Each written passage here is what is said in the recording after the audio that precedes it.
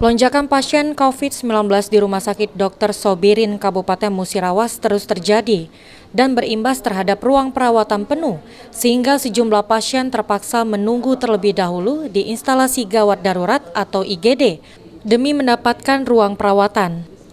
Kabid Pelayanan Rumah Sakit Dr. Sobirin mengatakan, pihaknya saat ini sedang mempersiapkan ruang tambahan untuk menampung pasien COVID-19.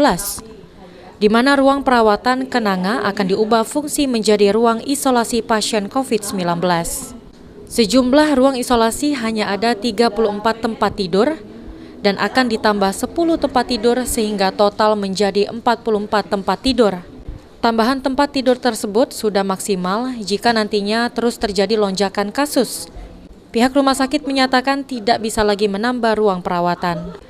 Selain ruang perawatan yang penuh, sejumlah tenaga medis rumah sakit cukup kewalahan menangani pasien COVID-19, di mana ada sekitar 40 orang perawat secara bergantian bertugas di ruang isolasi.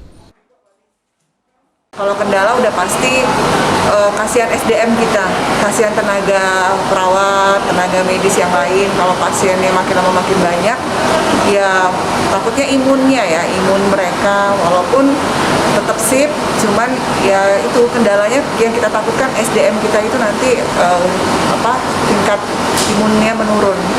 Kalau untuk masalah sarana prasarana sih mudah-mudahan kita bisa usahakan. Tri Hajaria, PAL TV.